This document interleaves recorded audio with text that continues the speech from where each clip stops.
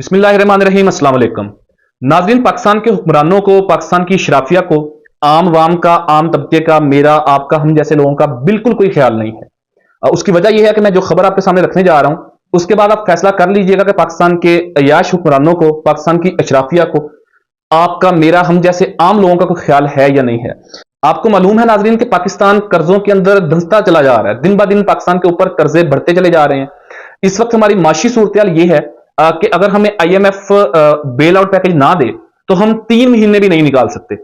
With in 3 months हमारे पास import के लिए पैसे नहीं होंगे, हमारे पास LCs खुलवाने के लिए पैसे नहीं होंगे, हमारे पास हेल्थ के लिए, एजुकेशन के लिए, गवर्नमेंट सेक्टर्स की सैलरीज देने के लिए, ह्यूमन डेवलपमेंट्स के लिए, इंफ्रास्ट्रक्चर, किसी भी चीज के लिए हमारे पास पैसे नहीं होंगे। हमारी माशी सूरत इस वक्त ये है। लेकिन हमारी चूंकि बातचीत चल रही थी, हम पिछले कई सालों से इस चीज के ऊपर गामजन है कि जब पैसे खत्म होते हैं हम IMF से दोबारा ले लेते हैं। अब तो शायद ही पाकिस्तान का कोई ऐसा दारा बचा हो कि जो गिरवी रखने के काबिल हो या गिरवी ना रख दिया गया हो। सूरत ये है कि इस वक्त पाकिस्तान की बेल आउट पैकेज के हवाले से IMF के साथ तमाम तर चीजें फाइनल हो चुकी हैं और उन्होंने ये कह भी दिया कि हम आपको $3 अरब जो हैं वो देने जा रहे हैं। लेकिन उसके ऊपर टैक्स इंप्लीमेंट होंगे पाकिस्तान की आम वाम के ऊपर, पेट्रोल के हवाले से, बिजली के हवाले से, खुदनोश चीजों के हवाले से, बाकी तमाम चीजों के ऊपर भी।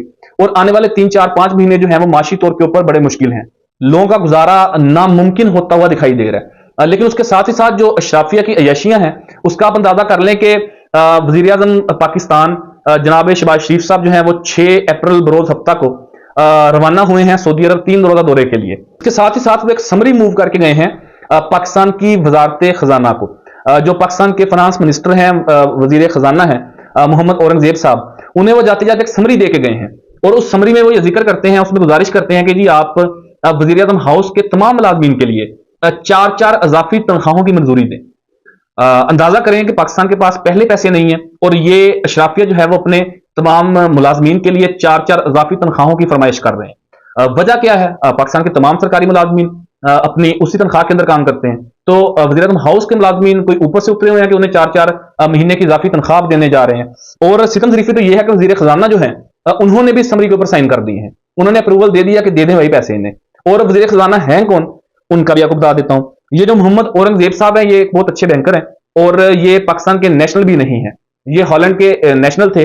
और जिस दिन ये फैसला हुआ कि वो वज़ीर खजाना बनने वाले हैं, उसी दिन इमीडिएट एक फेडरल कैबिनेट का इजलास बुलाया गया, उसके अंदर ये डिसाइड किया गया और मंजूरी दी गई कि उनको पाकिस्तान की नेशनैलिटी दी जाए।